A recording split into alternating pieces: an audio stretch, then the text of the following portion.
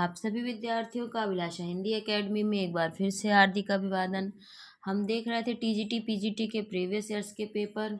इस क्रम में हमारा चल रहा है टीजीटी हिंदी का 2011 का प्रश्न पत्र। टीजीटी 2011 के हम लोग 63 प्रश्न इसके पहले भाग में पूरे कर चुके हैं। इस भाग में हम देखेंगे 64वें प्रश्न से आगे के प्रश्नों को।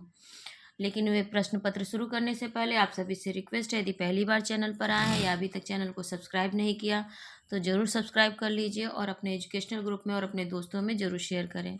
कोई प्रश्न हो या सुझाव हो तो कमेंट सेक्शन में ज़रूर दें। तो 64वां प्रश्न है 2011 टीजीटी का, अनुभावों के कितने भेद होते हैं? ए 2, बी 3, सी 4 और डी 6। इसका उत्तर होगा सी। भरत मुनि ने नाट्य शास्त्र में भावों की संख्या 49 कही है, जिसमें से 33 संचारी भाव और 8 अस्थाई भाव तथा 4 अनुभाव तथा 2 विभाव होते हैं। देखिए, इसको सारणी के द्वारा समझाया गया है। अनुभाव होते हैं 4, कायिक, सात्विक, सात्विक को मानसिक भी कहा जाता है, वाचिक और आहार्य। विभाव 2 होते हैं, एक आलंबन विभाव, दूसरा उद्दीपन विभाव। 65वां प्रश्न है, वीरों का कैसा हो बसंत में किस रस की सृष्टि हुई है? एक वीर रस, दूसरा श्रृंगार रस, सी है अद्भुत रस और डी है विभत्स रस। इसका उत्तर होगा ए। वीरों का कैसा हो बसंत पंक्ति में वीर रस की सृष्टि हुई है। इस पंक्ति में युद्ध वीर की व्याख्या हुई है। वीर रस उत्साह नामक अस्थाई भाव जब विभाव आदि के संयोग से परिपक्व होकर रस रूप में परिणत होता है तब वही वीर रस कहलाता है। 66वां प्रश्न है, दुखी जीवन की कथा रही क्या कहूँ आज जो नहीं कही। उपर्युक्त पंक्ति में कौन सा रस है? एक करुण रस, दूसरा श्रृंगार रस, तीसरा अद्भुत रस और चौथा डी है विभत्स रस। इसका उत्तर होगा ए। उपर्युक्त पंक्तियों में दुखी जीवन की कथा रही क्या कहूँ आज जो नहीं कही, ये उपर्युक्त पंक्तियां छायावादी कवि सूर्यकांत त्रिपाठी निराला की सरोज स्मृति से लिया गया है। उपर्युक्त पंक्तियों में करुण रस की व्याख्या की गई है। करुण रस किसी प्रिय व्यक्ति के चिर विरह अथवा मरण से उत्पन्न होने वाली शोक आदि भाव के परिपाक को करुण रस कहते हैं। 67वां प्रश्न, मेरे तो गिरधर गोपाल दूसरा न कोई, जाके सिर मोर मुकुट मेरो पति सोई। उपर्युक्त पंक्ति में कौन सा रस है? ए श्रृंगार रस, बी हास्य रस, तीसरा कृष्ण रस और चौथा शांत रस। देखिए, ये तारांकित प्रश्न है क्योंकि चारों ही ऑप्शन में सही जवाब नहीं दिया हुआ है। मेरे तो गिरधर गोपाल दूसरा न कोई, जाके सिर मोर मुकुट मेरो पति सोई उपर्युक्त पंक्तियां मीराबाई की हैं और ये भक्ति रस से संबंधित हैं, जबकि ऑप्शन में भक्ति रस दिया ही नहीं है, कृष्ण रस दिया है। उपर्युक्त पंक्ति भक्ति रस से संबंधित है। भक्ति रस सहृदय के हृदय में वासना या संस्कार रूप में स्थित ईश्वर विषय का स्थायी भाव जब विवाह अनुभव और संचारियों द्वारा पुष्ट होकर जब रसावस्था में पहुंचता है तब भक्ति रस निष्पन्न होता है। 68वां प्रश्न, मेरी भव बाधा हरो राधा नागरी सोई, जा तन की झाई पर श्याम हरित दुत होई। उपर्युक्त पंक्ति में कौन सा रस है? एक भक्ति रस, बी श्रृंगार रस, सी अद्भुत रस और डी वीर रस। इसका उत्तर होगा ए, यानी कि भक्ति रस है। मेरी भव बाधा हरो राधा नागरी सोई, जा तन की झाई पर श्याम हरित दुत हुई। उपर्युक्त पंक्तियों में भक्ति रस है और ये बिहारी की पंक्तियां हैं। सहृदय के हृदय में वासना या संस्कार रूप में स्थित ईश्वर विषय का स्थायी भाव जब विभाव अनुभव और संचारियों द्वारा पुष्ट होकर जब रसावस्था में पहुंचता है तब भक्ति रस निष्पन्न होता है। 69वां प्रश्न है, निम्न में कौन मात्रिक छंद है? ए दोहा, बी चौपाई, सी रोला और डी ये सभी। इसका उत्तर होगा डी। दोहा छंद 4 चरण यानी 13, 11, 13, 11, इसके विषम चरणों में 13 और सम चरणों में 11 मात्राएं होती हैं। चौपाई छंद 4 चरण में, प्रत्येक चरण में 16 माचरणों में तथा अंत में दीर्घ गुरु के बाद ह्रस्व लघु वर्ण नहीं आता है। पदों के अंतिम अक्षर समान होते हैं। रोला छंद में 4 चरण है, 11, 13 मात्राएं, इसके प्रत्येक चरण में 24 मात्राएं होती हैं और 11, 13 मात्राओं पर विराम होता है। 70वां प्रश्न है, छंद शास्त्र के प्रणेता आचार्य माने जाते हैं? ए पतंजलि, बी पिंगल, सी पाणिनि और डी मनु। इसका उत्तर होगा बी। छंद शास्त्र के प्रणेता आचार्य पिंगल ऋषि, पिंगलाचार्य का छंद सूत्र, छंद शास्त्र आदि सर्वप्रथम ग्रंथ है। अष्टाध्यायी की रचना पाणिनि ने की थी। अष्टाध्यायी की रचना। 71वां प्रश्न, मंगल भवन अमंगलहारी, द्रवहु सुदशरथ अजिर बिहारी। उपर्युक्त पंक्तियों में किस छंद का प्रयोग हुआ है? ए दोहा, बी बी चौपाई, सी सोरठा और डी सवैया। इसका उत्तर होगा बी मंगल भवन अमंगल हारी द्रवहुस दशरथ अजर बिहारी। ऊपर पंक्ति में चौपाई छंद का प्रयोग हुआ है। यह चौपाई गोस्वामी तुलसीदास द्वारा रामचरितमानस में उल्लेख किया गया है। चौपाई छंद या मात्रिक समछंद है। इसके प्रत्येक चरण में 16 मात्राएं होती हैं। चरण के अंत में जगड़ और तगड़ का आना वर्जित है। तो पहले चरण को कि दूसरे से और दूसरे की तीसरे से चौथे से मिलती है यदि प्रत्येक चरण के अंत में होती है। 72वां प्रश्न, निज भाषा उन्नति है सब उन्नति को मूल, बिन निज भाषा ज्ञान के मिटे नहीं है को सूर। उपर्युक्त पंक्तियों में कौन सा छंद है? ए दोहा, बी रोला, सी चौपाई और डी बरबर। इसका उत्तर होगा बी, यानी कि उपर्युक्त पंक्तियों में रोला छंद है।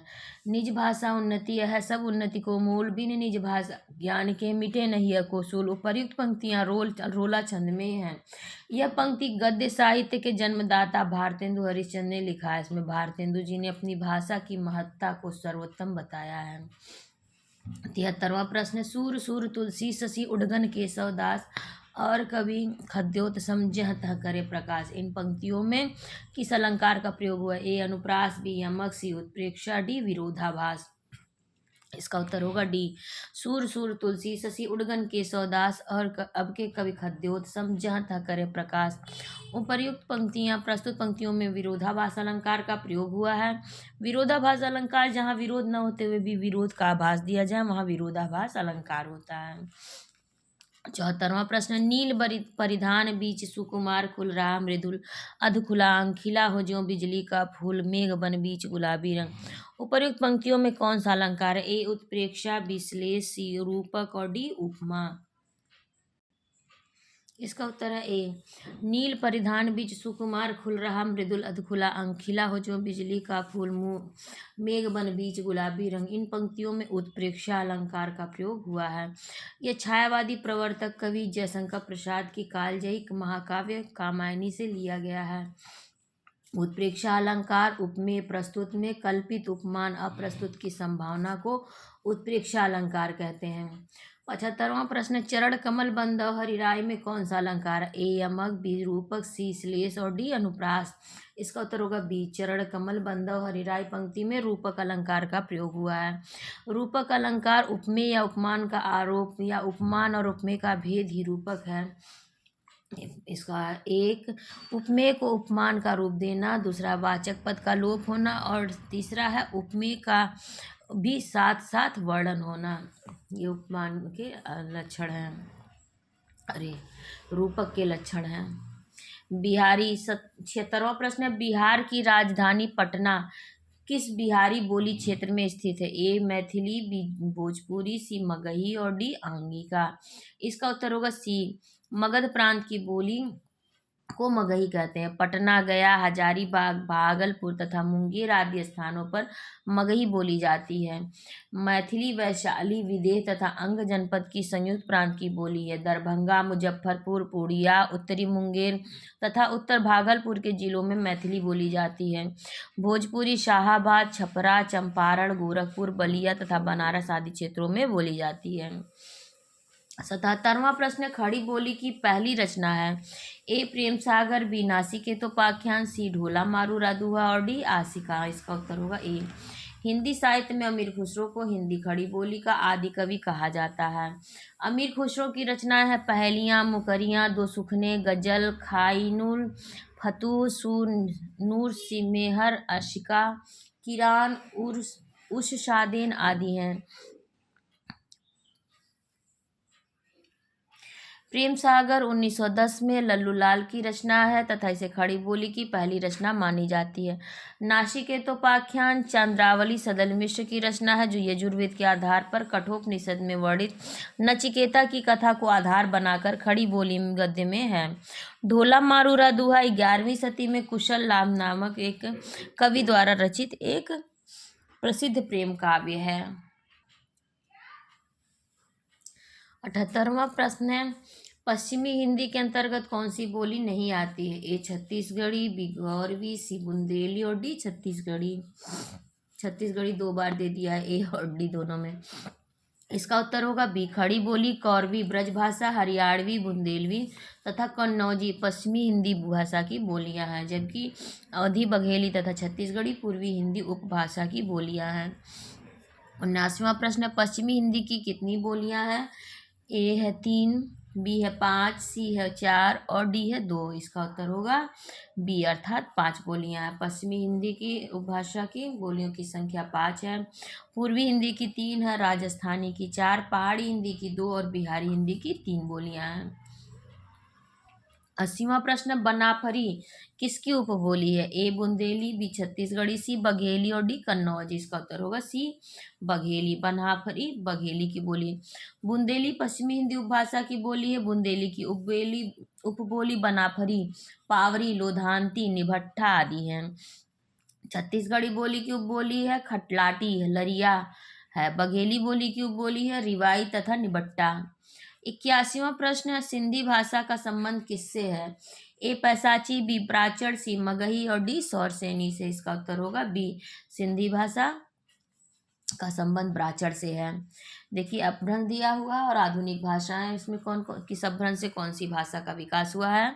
ब्राचर से सिंधी भाषा का विकास हुआ है, पैसाची से लहंदा और पंजाबी का, सौरसेनी से पश्चिमी हिंदी, राजस्थानी, पहाड़ी और गुजराती भाषा का, मागधी से बिहारी, बंगला और उड़िया असमिया का, महाराष्ट्री से मराठी का और अर्धमागधी से पूर्वी हिंदी का विकास हुआ है।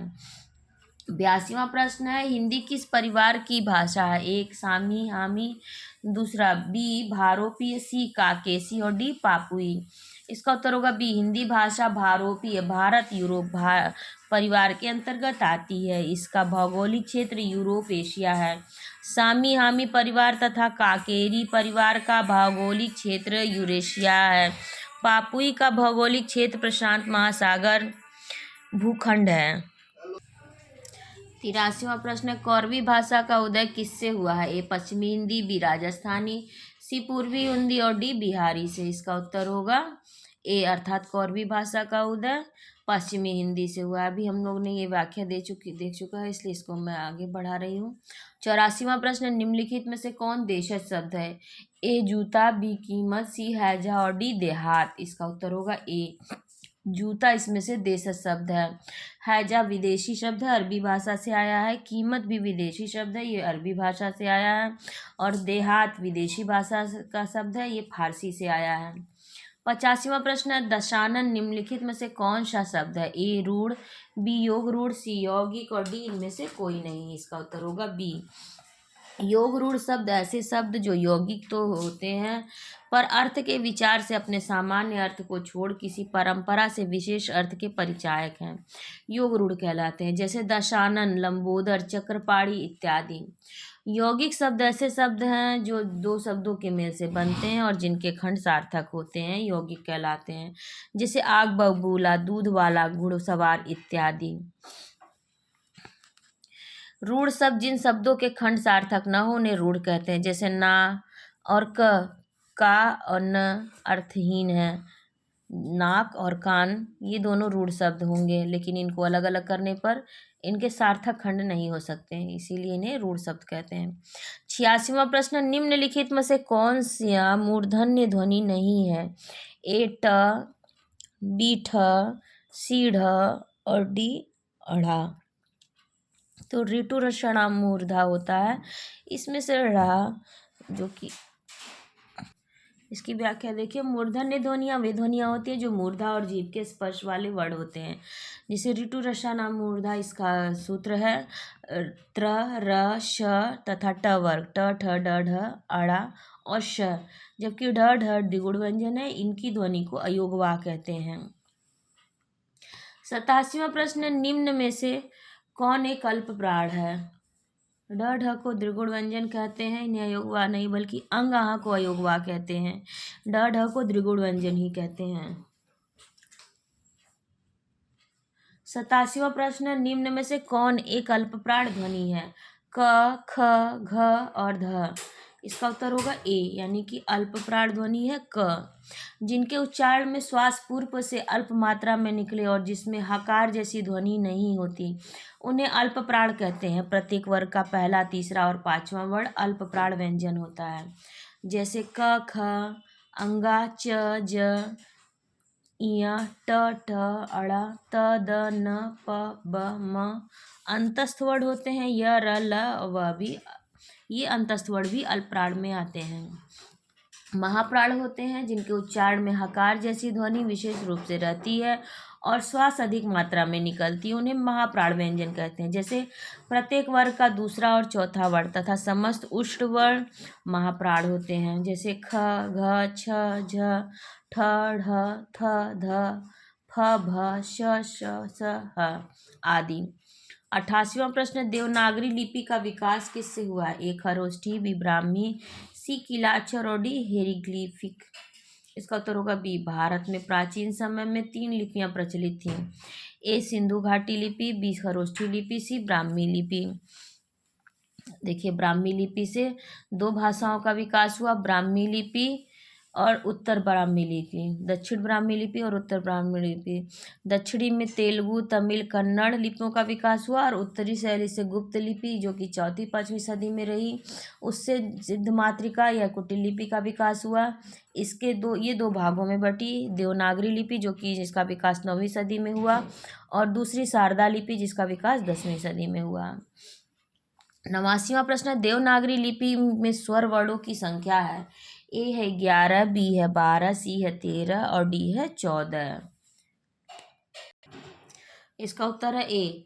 देवनागरी लिपि में स्वर वर्णों की संख्या 11 है। स्वर अ, आ, ई, उ, री, ए, ऐ, ओ, औ, जबकि अंग, अनुस्वार तथा अह अनुनासिक विसर्ग होता है।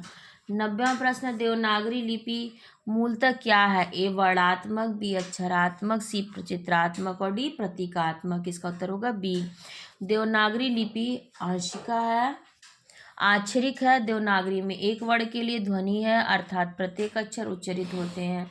देवनागरी की वर्णमाला वैज्ञानिक है। 91वां प्रश्न, देवनागरी लिपि के विषय में क्या सत्य नहीं है? ए यह दाएं से बाएं लिखी जाती है, बी इसकी उत्पत्ति नागर ब्राह्मण से मानी जाती है, सी यह वर्णात्मक लिपि है और डी इसमें शिरोरेखा का प्रयोग किया जाता है। इसका उत्तर होगा सी। देवनागरी लिपि की विशेषता है यह दाएं से बाएं लिखी जाती है, इसकी उत्पत्ति नागर ब्राह्मणों से मानी जाती है और तीसरा यह अक्षरात्मक लिपि है और चौथा इसमें शिरोरेखा का प्रयोग किया जाता है। 5वां देवनागरी की वर्णमाला का वर्णक्रम वैज्ञानिक है। 5वां नगरों में प्रचलित होने के कारण देवनागरी नाम पड़ा और 7वां है डॉक्टर धीरेन्द्र वर्मा के अनुसार मध्य युग की स्थापत्य की शैली का नाम नागर होने से नागरी नाम पड़ा। 92वां प्रश्न, तोता डाली पर बैठा है, इस वाक्य में कौन सा कारक है? ए करण कारक, बी संबंध कारक, सी अधिकरण कारक और डी अपादान कारक। इसका उत्तर होगा सी अधिकरण कारक। तोता डाली पर बैठा इस वाक्य में अधिकरण कारक है। यहाँ देखिए कारक दिया हुआ, दूसरी ओर उनके चिन्ह दिए हुए हैं। कर्ता कारक का चिन्ह है ने, कर्म कारक का को, कारण कारक का से, संप्रदान कारक का को के लिए, अपादान कारक का से, संबंध कारक का के की रा रे री, अधिकरण कारक का में पर, संबोधन का हे अजी अहो इत्यादि। 93वां प्रश्न, साधु आ रहे हैं, वाक्य में साधु का वचन निर्धारित कीजिए। ए एक वचन, बी बहुवचन, सी द्विवचन और डी इनमें से कोई नहीं। इसका उत्तर होगा ए। साधु आ रहे हैं वाक्य में साधु का एक वचन है। पुल्लिंग अकारांत के सिवा शेष मात्राओं से अंत होने वाले शब्दों के रूप दोनों वचनों में एक से रहते हैं। इसका 94वां प्रश्न है, निम्न में से कौन सा शब्द स्त्रीलिंग है? ए चना, बी अरहर, सी बाजरा और डी उड़द। इसका उत्तर होगा बी। अनाज के नाम प्रायः पुल्लिंग होते हैं। जौ, गेहूँ, चावल, बाजरा, चना, मटर, तिल, उड़द इत्यादि, जबकि अरहर, मकई, ज्वार, मूंग और खेसारी आदि स्त्रीलिंग होते हैं। मतलब ये एक्सेप्शंस हैं, अपवाद स्वरूप हैं। अरहर, मकई, ज्वार, मूंग और खेसारी ये स्त्रीलिंग में है, जबकि जौ, गेहूँ, चावल, बाजरा, चना, मटर, तिल, उड़द ये पुल्लिंग शब्द हैं। 95वां प्रश्न, विद्याभ्यास का संधि विच्छेद क्या होगा? ए विद्याधन अभ्यास, बी है विद्याधन अभ्यास, सी है विद्याधन अभ्यास और डी है विद्याधन भ्यास। इसका उत्तर होगा सी। यानी कि विद्या धन अभ्यास, विद्याभ्यास का सही संधि विच्छेद होगा। दीर्घ संधि का सूत्र है अकः सवर्णे दीर्घा।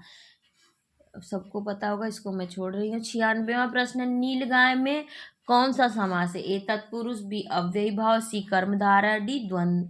तो नील गाय अर्थात नीली गाय ये कर्मधारय समास है। कर्मधारय समास वहाँ होता है जिसमें कभी पहला पद, कभी दूसरा पद और कभी दोनों पद विशेषण विशेष्य होते हैं, तथा कभी पहला पद और कभी दूसरा पद और कभी दोनों पद विशेष्य हो, वहाँ कर्मधारय समास होता है। विशेषण विशेष्य या उपमेय उपमान का संबंध जहाँ दिखाया देता है वहाँ कर्मधारय समास रहता है। 97वां प्रश्न है, त्रिभुज शब्द में कौन सा समास है? ए षष्ठी तत्पुरुष, बी द्विगु समास, सी द्वंद्व समास, डी कर्मधारय समास। इसका उत्तर होगा बी त्रिभुज तीन भुजाओं का समाहार द्विगु समास होता है। द्विगु समास जिस समास का प्रथम पद संख्यावाचक और अंतिम पद संज्ञा हो उसे द्विगु समास कहते हैं। 98वां प्रश्न, अपने हाथ से स्वयं काम करो, वाक्य का शुद्ध रूप क्या होगा? ए अपना काम स्वयं करो, बी अपने से अपना काम करो, सी स्वयं से काम करो, डी हाथ से अपना काम करो। इसका उत्तर होगा ए अपने हाथ से स्वयं अपना काम करो। वाक्य का शुद्ध रूप होगा अपना काम स्वयं करो। 99वां प्रश्न, रामेण शब्द रूप में कौन सी विभक्ति है? ए प्रथमा, बी द्वितीया, सी तृतीया और डी पंचमी। इसका उत्तर होगा सी तृतीया, राम रामम रामेण। राम शब्द रूप की विभक्तियाँ होती है। तृतीया विभक्ति रामेण एक वचन, प्रथमा विभक्ति राम एक वचन, द्वितीय विभक्ति रामम एक वचन, पंचमी विभक्ति रामात एक वचन। राम रामम रामेण, रामाय रामात, रामस्य रामे रामिये एक वचनांत राम का रूप है। 100वां प्रश्न है, बादल का पर्यायवाची शब्द नहीं है। अभ्र, बी जीमू, सी वारिद और डी मरकट। इसका उत्तर होगा डी। बादल का पर्यायवाची शब्द होता है अभ्र, झीमूत, वारिद, पयोधि, धर, मेघ, नीरद, जलधर, जलद, बलाधर, पर्जन्य, पयोधर तथा सारंग आदि। बंदर के पर्यायवाची होते हैं कपि, मरकट, बानर, कपीस, हरि, शाखा, मृग, कीश आदि। 101वां प्रश्न, अर्वाचीन शब्द का विलोम शब्द क्या है? ए नवीन, बी प्राचीन, सी आदिकालीन और डी पाषाणकालीन। इसका उत्तर होगा बी। अर्वाचीन का विलोम होगा प्राचीन। यहाँ देखते हैं कुछ विलोम शब्द। अर्वाचीन का प्राचीन, आदिकालीन का आधुनिक कालीन, नवीन का प्राचीन और पाषाणकालीन का आधुनिक कालीन। 102वां प्रश्न होगा, आकृति शब्द का समभिन्नार्थक क्या है? ए बनावट, बी वस्त्र, सी चित्र और डी समरूप। इसका उत्तर होगा ए, यानी कि आकृति शब्द का यानी कि बनावट। आकृति शब्द का समभिन्नार्थक शब्द होगा बनावट। आकृति बनावट या शक्ल, वस्त्र वसन या कपड़ा, समरूप सदृश तरह समाज, चित्र का होगा छाया चित्र प्रतिचित्र। 103वां प्रश्न, छाती के बल चलने वाला के लिए एक शब्द क्या होगा? ए उरग, बी भुजंग, सी कुरंग, डी तुरंग। इसका उत्तर होगा ए। छाती के बल चलने वाला के लिए एक शब्द होगा उरग। तुरंग का पर्यायवाची अश्व, भुजंग का पर्यायवाची साप होता है। 104वां प्रश्न है, बरस पड़ना मुहावरे का सही अर्थ है? ए अत्यधिक क्रोधित होना, बी वर्षा का होना, सी प्रेम करना, डी सम्मान देना। इसका उत्तर होगा ए। बरस पड़ना का अर्थ होगा अत्यधिक क्रोधित होना, प्रेम करना का अर्थ होगा सम्मान करना आदर करना, वर्षा होना का होगा अचानक लाभ होना, सिर ऊंचा करना का अर्थ होगा सम्मान देना करना। 105वां प्रश्न, छठी का दूध याद आना का सही अर्थ क्या है? ए बुरा हाल होना, बी पराजित होना, सी बचपन की याद करना और डी भूख लगना। इसका उत्तर होगा ए। छठी का दूध यानी कि बुरा हाल होना, बहुत कष्ट होना। पेट में चूहे दौड़ना, कूदना, भूख लगना, हथियार डाल देना यानी पराजित होना, हार मान लेना। 106वां प्रश्न, मालविकाग्नि मित्रम नाटक के लेखक का नाम बताइए। ए कालिदास, बी भवभूति, सी भास, डी भारवी। इसका उत्तर होगा ए। मालविकाग्नि मित्रम, ऋतु संहारम, कुमार संभवम, विक्रमोर्वशीयम, मेघदूतम, रघुवंशम, अभिज्ञान शाकुंतलम आदि कालिदास की रचनाएं हैं।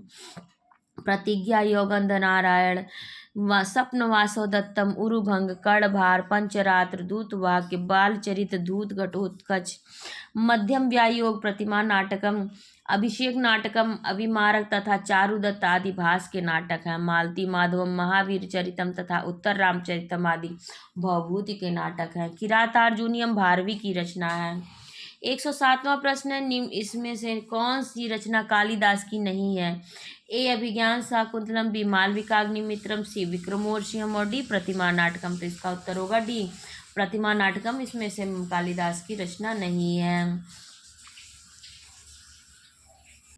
प्रतिमा नाटकम भास की रचना है। 108वां प्रश्न है, मालती माधव रचना के लेखक का नाम बताइए। ए भवभूति, बी कालिदास, सी भास और डी श्रीहर्ष।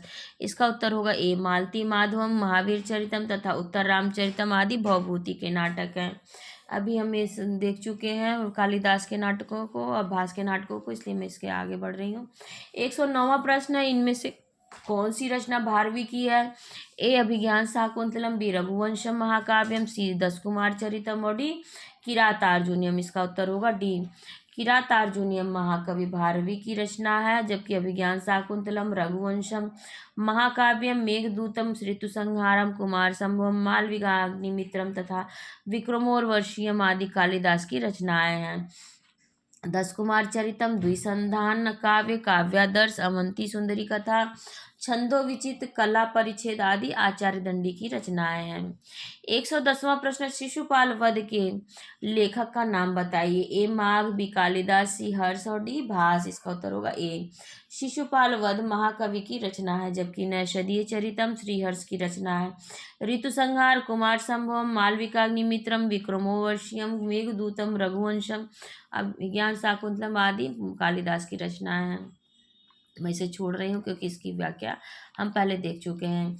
इनमें से कौन सी रचना दंडी की है? ए दस कुमार चरितम, बी शिवराज विजय, सी मेघदूतम और डी हर्षचरित। तो दस कुमार चरितम ये एक दंडी की रचना है, हर्षचरित बाणभट्ट की, मेघदूत कालिदास की और शिवराज विजयम ये अंबिका दत्त व्यास की रचना है। 116वां प्रश्न है, गृह गच्छति शब्द का संधि विच्छेद कीजिए। ए है गृहम धन गच्छति, बी है गृह धन गच्छति, सी है गृह धन गच्छति और डी है गृह आगच्छति। इसका उत्तर होगा ए गृह धन गच्छति शब्द का संधि विच्छेद होगा, गृहम धन गच्छति होगा। 117वां प्रश्न, महात्मा शब्द में कौन सा समास है? ए तत्पुरुष, बी अव्ययी भाव, सी कर्मधारय और डी बहुव्रीहि। इसका उत्तर होगा सी महात्मा शब्द में कर्मधारय समास है। प्रथम पद पद विशेषण और दूसरा विशेष्य अथवा संज्ञा होता है, अर्थात विशेषण विशेष्य संज्ञा। उदाहरण, महात्मा महान आत्मा है जो प्राण प्रिय, प्राणों के समान प्रिय। 118वां प्रश्न, प्रतिदिनम शब्द का समास विग्रह कीजिए। ए है दिनम दिनम च, बी है दिनम दिनम प्रति, सी है दिनम दिनम और डी है दिनम दिनम च दिनम। इसका उत्तर होगा बी यानी कि दिनम दिनम प्रति होगा प्रतिदिनम का सही समास। 17वां समास सरिते शब्द में कौन सी विभक्ति है? ए प्रथमा, बी द्वितीया, सी तृतीया और डी चतुर्थी। इसका उत्तर होगा डी यानी सरिते शब्द चतुर्थी विभक्ति का विभक्ति है। सरिते चतुर्थी विभक्ति, सरिताम तृतीया विभक्ति, सरिताम द्वितीया विभक्ति, सरिता प्रथम विभक्ति। 120वां प्रश्न है, जगतः शब्द रूप में कौन सी विभक्ति है? ए एक वचन, बी द्विवचन, सी बहुवचन और डी इसमें से सभी सही हैं। इसका उत्तर होगा ए जगतः शब्द रूप एक वचन का शब्द है। 121वां प्रश्न, तिष्ठति धातु में कौन सा लकार है? ए लट लकार, बी लोट लकार, सी लंग लकार और डी विधिलिंग लकार। इसका उत्तर होगा ए तिष्ठति धातु रूप में लट लकार है। लट लकार प्रथम पुरुष तिष्ठति, लोट लकार प्रथम पुरुष पृच्छतु, लंग लकार प्रथम पुरुष अपृच्छत और विधिलिंग लकार प्रथम पुरुष पृच्छेत। 122वां प्रश्न, अपीबत धातु रूप में कौन सा लकार है? ए लंग लकार, बी लट लकार, सी लोट लकार और डी लृट लकार। इसका उत्तर होगा ए अपीबत लंग लकार प्रथम पुरुष पीबस्यति, लट लकार प्रथम पुरुष पीबात, लोट लकार प्रथम पुरुष और पीबात लट लकार प्रथम पुरुष। 123वां प्रश्न, प्रजाभय स्वस्ति शब्द में कौन सा कारक है? ए करण कारक, बी है संप्रदान कारक, सी है अपादान कारक और डी है कर्ता कारक। इसका उत्तर होगा बी यानी कि संप्रदान कारक। प्रजामय स्वस्ति शब्द का अर्थ होता है प्रजा के कल्याण के लिए, प्रजा के हित के लिए, जहाँ के लिए, वास्ते के, कल्याण के लिए, के निमित्त आदि प्रत्यय वाले अव्यय भी संप्रदान कारक के प्रत्यय हैं। 124वां प्रश्न, सहयुक्त प्रधाने में कौन सा कारक है? ए कर्ता कारक, बी कर्म कारक, सी करण कारक और डी है अपादान कारक। इसका उत्तर होगा सी, सहयुक्त प्रधाने में करण कारक है। ने संप्रत्यय कर्ता कारक का चिन्ह है, किंतु से के द्वारा और के लिए करण कारक के ही प्रत्यय माने जाते हैं, क्योंकि ये सारे प्रत्यय साधन अर्थ की ओर इंगित करते हैं। 125वां और अंतिम प्रश्न है इस प्रश्न पत्र का, रामा गृहम गच्छति शब्द का हिंदी अनुवाद कीजिए। ए राम घर जाता है, बी राम घर से आता है, सी राम घर पर आता है, डी राम घर को जाता है। इसका उत्तर होगा ए, रामा गृहम गच्छति का हिंदी अनुवाद होगा राम घर जाता है। तो ये प्रैक्टिस सेट, ये प्रीवियस ईयर्स पेपर आपको कैसा लगा जरूर बताइएगा। कोई प्रश्न हो या सुझाव तो कमेंट सेक्शन में ज़रूर दीजिए। और आप सभी का मुझसे जुड़ने के लिए बहुत बहुत धन्यवाद। इस वीडियो को ज़रूर अपने एजुकेशनल ग्रुप में और अपने दोस्तों में ज़रूर शेयर करें और लाइक भी ज़रूर करें। धन्यवाद।